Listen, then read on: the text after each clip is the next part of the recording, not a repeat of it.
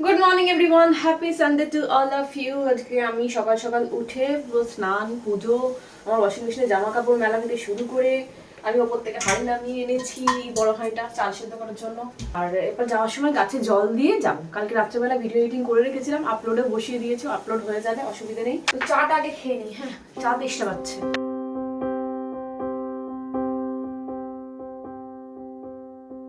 তো আজকে একটা হেকটিক ডে শুরুবাত হতে চলেছে, তাই সকালটা খুব ফ্রেশ ভাবে স্টার্ট করেছি। সকালবেলা 3বার হনুমান চালিসা পড়ে নিয়েছি। এরপরে আমি কৃষ্ণের অষ্টোত্তর শতনাম শুনতে শুনতে আর মা বাবা বোন দিদি সবার সাথে কথা বলতে বলতে এখন চালটাকে ভিজিয়ে দেবো। সকাল থেকে একটু বেশি টাইম লাগবে চালটা, তারপরে একটু ঘরটা গুছিয়ে দেবো। তো বেসিক্যালি এই হাঁড়িটা আমি নিয়ে এসেছি চাল সেদ্ধ করার জন্য, কারণ ওইটাতে তো বানাবো, সেদ্ধ করবো কিসে। এর মধ্যে বিট নুন, গোলমরিচ চলমরিচ কয়েকটা জিনিসও নিয়ে এসেছি। আর যে ওয়ালপেপারটা দেখছেন, এই ওয়ালপেপারগুলো না আমার কাছে বেঁচে গেছিলো, তো ভাবলাম এই যে সেন্টার টেবিলের উপরের সার্ফেসটা খুব বেশি রাফ হয়ে গেছে জিনিসপত্র রেখে রেখে, তো এটাকে একটা ডেকোরেট করে নেবো। আর ওইটাও তাই, দেখুন ওই সেন্টার টেবিলটারও এদিক ওদিক চকলা ওঠা পুরো ইয়ে হয়ে গেছে, তো ওটারও পুরোটাকে এটা দিয়ে কভার করার চেষ্টা করবো। যদি কোলায় তো, নাহলে আবার অর্ডার করতে হবে।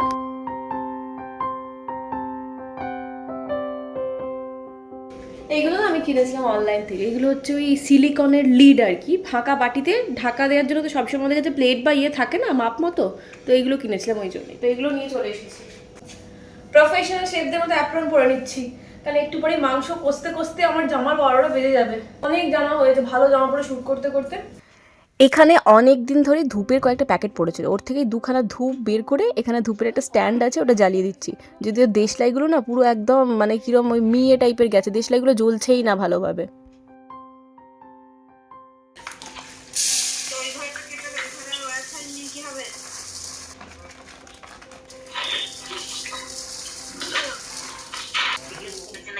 তো এতটা চাল ধোয়া জল আমার ফেলে দিতে মানে খারাপ লাগছে। ওই বাড়িতে থাকলে হয়তো গাছগুলো দিয়ে দিতাম, বাট এই বাড়িতে না এখনো পর্যন্ত সেরকম গাছ কিছু নেই। আমি লাগাবো আস্তে আস্তে সব কিছুই, বাট এখন যেহেতু নেই, যেইগুলো পুরোনো গাছ আছে ওর মধ্যে একটু ঢেলে ঢুলে দিই, মানে দেখি মানে মরে যাওয়া গাছগুলো যদি সতেজ প্রাণবন্ত হয়। তো গাছে ঢেলে দিয়ে আসার পর এখানে আলুগুলো ছাড়িয়ে নিচ্ছি। আলুগুলো ছাড়ানোর পর কেটে আমি দুভাগ করে এগুলোকে ওই নুন হলুদ দিয়ে সেদ্ধ করবো। আমি আর ভাজার গল্প রাখছি না, যদিও চন্দ্রমুখী আলু সেদ্ধ হয়ে যাবে, তবুও রিস্ক নেবো না, আগের বারে সেদ্ধ হয়নি।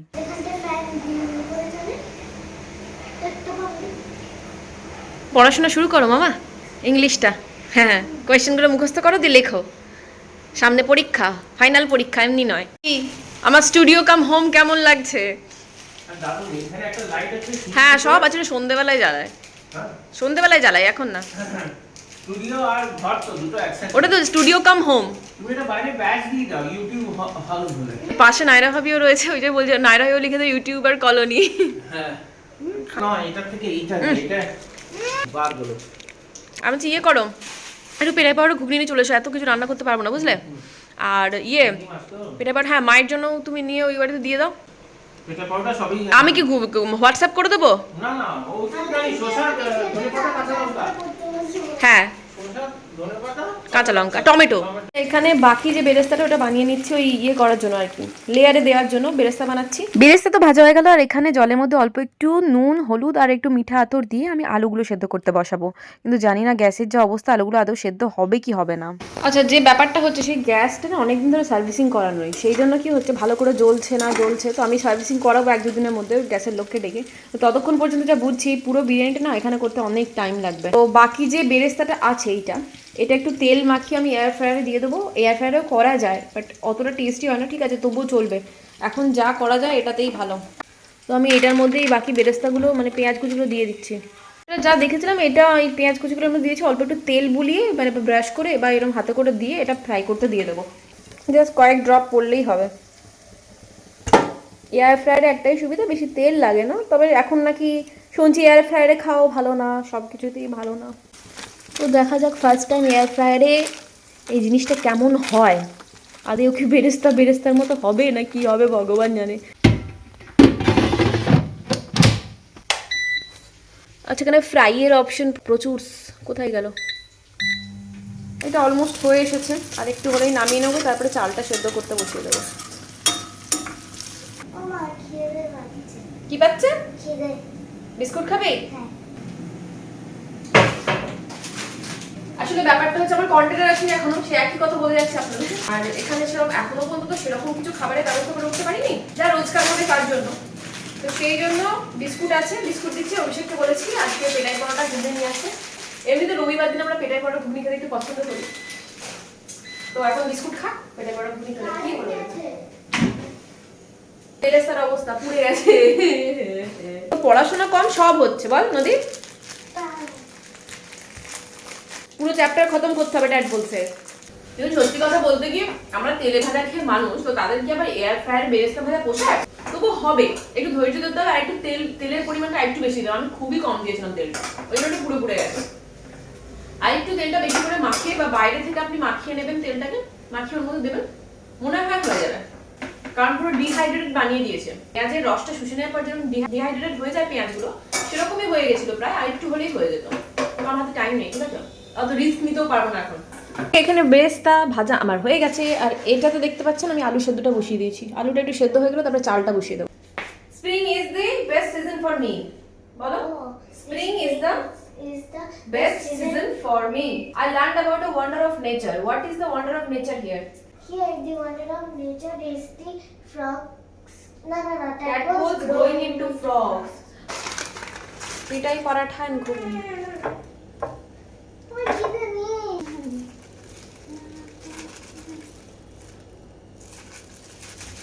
গরম গরম পরোটা খাওয়া হবে। দুটো কেন দিয়েছে? দুটো ছিল। এত ধরেনি তাই। তাড়াতাড়ি খাও। এখানে শসা, ওই টমেটো, লঙ্কা, ধনেপাতা সব আছে। এটা ওই দোকানে গিয়ে বিক্রি করতে হবে। আমার অবস্থা বাধ্য হয়ে এটাতে বসালাম, এই গ্যাসটা নিয়ে নাও ওই বাড়ি থেকে, নাহলে জীবনেও হবে না, এই যা গ্যাসের জোর। আর এই ইন্ডাকশনে আলুগুলো সেদ্ধ বসিয়েছি, তাড়াতাড়ি হয়ে যাবে। আর এইটাতে ভাবছি মাটনটা মানে কষাতে বসিয়ে দিই। বাবা বাজাতে কেন আবার শাড়ি পরবে? শাড়ি পরবো না কেন? শাড়ি পরলে অসুবিধাটা কি কেন আছে? অন্য কিছু ড্রেস পরে? আচ্ছা, কড়াটা মোটামুটি গরম হয়ে গেছে, যদিও গ্যাসে সেরকম তাপ নেই, তবুও গরম হয়ে গেছে। এটাতে আমি দিয়ে দেবো মাটনটা, এবার হালকা করে কষাতে থাকবো ঢাকা দিয়ে দিয়ে। বনানি আনছে। আচ্ছা, এটা ঢাকা দিয়ে দিয়ে আস্তে আস্তে রান্না হোক আর কি। আমি ততক্ষণ না এই যে ব্যাটারিটা ঘড়িতে লাগিয়ে নিই, বন্ধ ঘড়ি একদম ভালো না।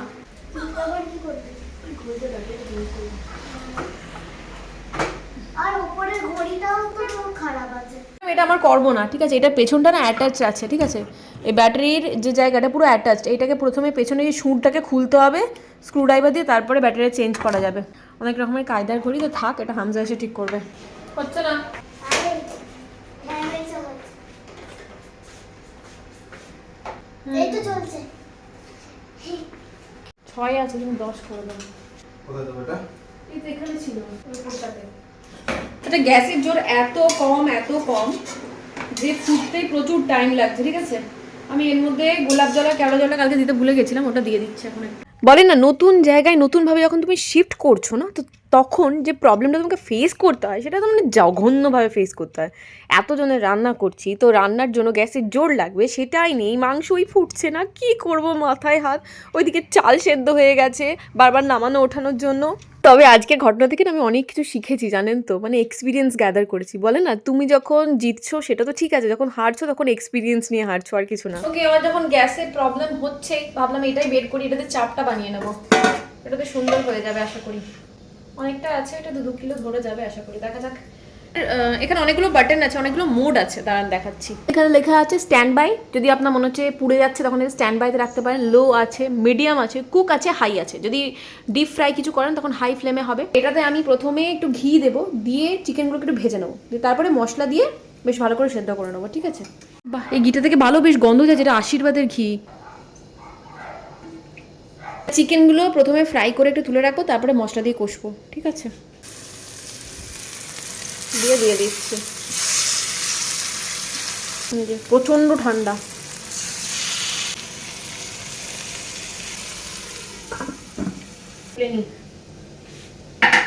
আর এদিকে মাটনের কি খবর দেখি, এ তো নড়তেও নড়ছে না, এখন ফুটতে শুরু করেছে। ফুটুক, কষা হোক।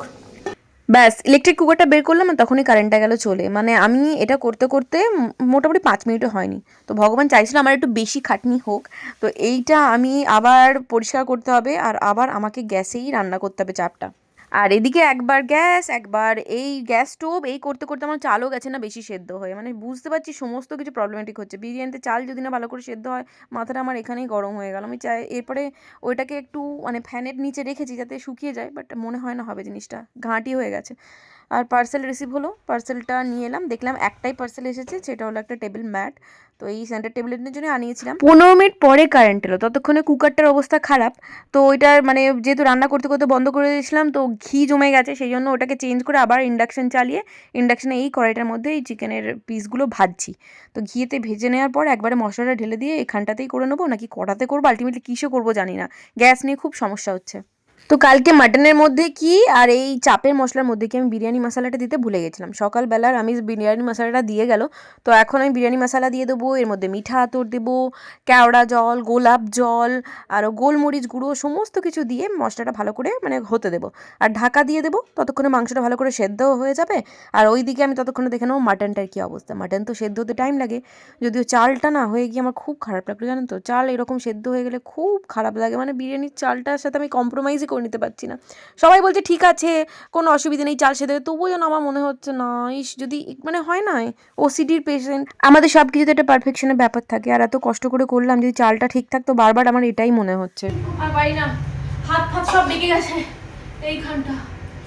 উফ, ঠিক আছে, এবার আমি বিরিয়ানি বসাবো। চাপ তো বসে গেছে, এবার বিরিয়ানিটা বসাবো। কিন্তু এই এত চাল এত মাংসের মধ্যে ধরবে, ভগবান জানে কি হবে না হবে, নো আইডিয়াস। ওমা পড়ে যাচ্ছিলাম এক্ষুনি, আমাকে এটা একটা ম্যাট পাততে হবে, নাহলে হবে ক্লাইম। আমার গলা শুকিয়ে যাচ্ছে, ঠিক আছে। প্রথমে একটু ঘি তো দেবো, এই ঘি বলছিলাম, আশীর্বাদের ঘিটা। তো মাটনে বেশি ঘি দেওয়ার দরকার নেই, কারণ অলরেডি চর্বিজ আছে, ঠিক আছে। এইভাবে ঘিটা দিয়ে গুলিয়ে তারপর লেয়ারটা করবো আস্তে আস্তে।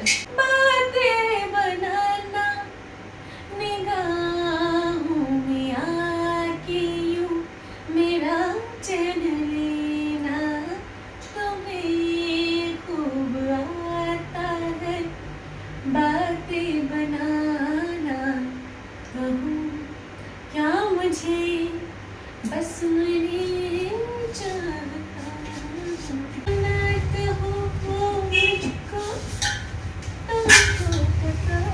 সরাই সব শুধু নিয়ে টেসে মরবো না হলে। প্রথমে চাল দেবো, চালটা না ওই গ্যাস ইন্ডাকশন এইসব সব জায়গায় ট্রাই করতে করতে একটু বেশি সেদ্ধ হয়ে গেছে। সব জায়গায় একটু একটু করে গরম হচ্ছে আর নষ্ট হচ্ছে, গরম হচ্ছে আর বেশি করে সেদ্ধ হয়ে গেছে। বালতি কত নিল?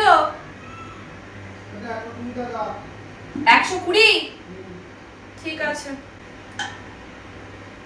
অল্প একটু কাঁচা মাটন আমি তুলে রেখে দিয়েছি, কারণ সোমবারে আমি মিস্টার মুখার্জি খাবো না, বাট মা বাবা খাবে, তো ওদের জন্য কাঁচা মাটন রেখে দিয়েছি। কালকে আলু দিয়ে প্লেন ঝোল হয়ে যাবে। আজকে যেহেতু চিংড়ি মাছ হয়েছে, আর রাত্রেবেলায় মাটন বয়স্ক লোকেরা বেশি খেলে না, মানে বদহজম হয়ে যায় বা শরীর খারাপের চান্স থাকে, তো সেই জন্য রাত্রেবেলাটা আর দেবো না। মাটন বিরিয়ানি চিকেন চাপ তো ওদের জন্য এখান থেকে যাবে, মাটনের পরিমাণ কম, চিকেনের পরিমাণ বেশি যাবে। বাট কালকে সকালে ওনাদের জন্য হবে মাটন, আর আমি আর মিস্টার মুখার্জি নিরামিষের যা হোক এটা খেয়ে নেবো। ইনফ্যাক্ট নদীও মাটন খায় না, ও একদম পছন্দ করে না, সেজন্য ওরও চালে ডালে খেতে ভালোবাসে। মোটামুটি এটাও ভাপে দেওয়া হয়ে গেছে, বেশিক্ষণ ভাপে দেবো না, এটা জাস্ট গরম গরম রেখে দিয়ে আমি চলে যাবো ওই বাড়িতে, খাবো, তারপর আবার আসবো। আর এটাও অলমোস্ট ডান। নদীকে আমি একটু টেস্ট করিয়ে দেখাই আগে। গরম। ওকে, আমার রান্না কমপ্লিট, এখানে বিরিয়ানি কমপ্লিট, যদিও চালটা একটু কম সেদ্ধ হলে ভালো হতো, তবু ঠিক আছে, খারাপ লাগছে না। এখানে চিকেনও কমপ্লিট। এই হলো চিকেন আর এখানে হলো বিরিয়ানি। আচ্ছা, আজকের খাবার দেখিয়ে দিই, দুপুরের খাবার। এখানে পেঁয়াজ কড়ি আলু ভাজা, ডাল, আর এখানে চিংড়ি মাছ আছে। আর আপনি? আচ্ছা, আমার খাওয়া তো হয়ে গেছে, ভাবলাম একটু রেস্ট নেবো, কিন্তু হবে না। আনসুলামকে বলেছি একটু ঘরটা মুছে দিতে পরিষ্কার করে, আর কয়েকটা বাসন আছে ওগুলো একটু ধুয়ে দেবো। আমি সব বাসন 90% নিজেই নিয়েছি, তবু আর কি আমি একটা শর্ট শুট করবো, অনেকদিন ধরে একটা মানে শর্ট শুট করবো করে করাই হচ্ছে না। যে দুপুরটা ফাঁকা আছে, আমি যাই গিয়ে শুট করে আর ভিডিওটা ছেড়ে দেবো। এই দেখুন পার্পল কালার, এই কালারটা আপনাদের করে দেখাবো। এইটা ডাইরেক্ট চুলের মধ্যে করা যায় এরকমই প্রিটেন্ড করা আছে বা ক্লেম করা আছে, বাট এটা ডাইরেক্ট চুলে করা যায় কিনা বা কতটা কালার ধরে সেটা একদিকে ব্লিচিং করে করবো আর একদিকে শুধু ডাইরেক্ট করবো, তাহলে আপনারা বুঝতে পারবেন যে এই কালারটা অ্যাকচুয়ালি আপনাদের চুলে কিরকম ধরবে। আমি এই বাড়িতে এলাম, মিস্টার মুখার্জি নদীকে ওখানেই রেখে এসেছি। নদী এখানে বোর হচ্ছে, টিভি ফিভি নেই, কিছু নেই, ভালো লাগছে না ওর। তো আমি বললাম মিস্টার মুখার্জি ল্যাপটপে কাজ করছে, মানে তুমি আর নদী এখানেই থাকো, আমি এখানে এলাম কারণ রানসুরা মাসি আসবে, সব ঘর ফরগুলো একটু ঝাড় দেবে, মুছবে, বাসন মাজবে, আর আমি একটু শর্ট শুট করে নেবো। ওকে, এই ঘড়িটাতে সুন্দর চলছে, এটাতে কোনো অসুবিধে নেই, সোজা করে দেবে।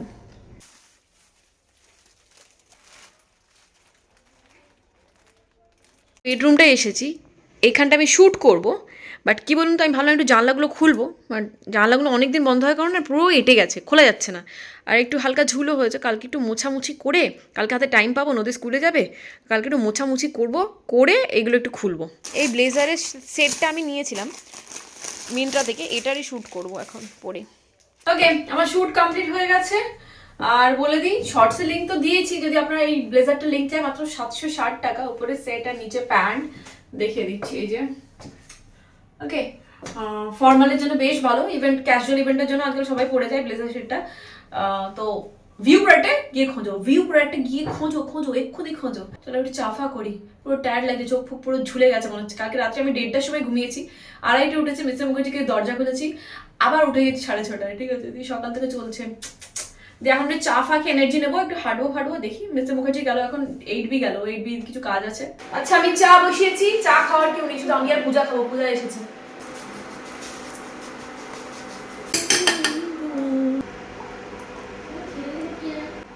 হ্যাঁ, তখন সে গান আমার গান। কি হচ্ছে এটা? ও চকলেট খাচ্ছ? এসেছে চিপস নিয়ে মারামারি। না, ওগুলো লুকিয়ে রাখ।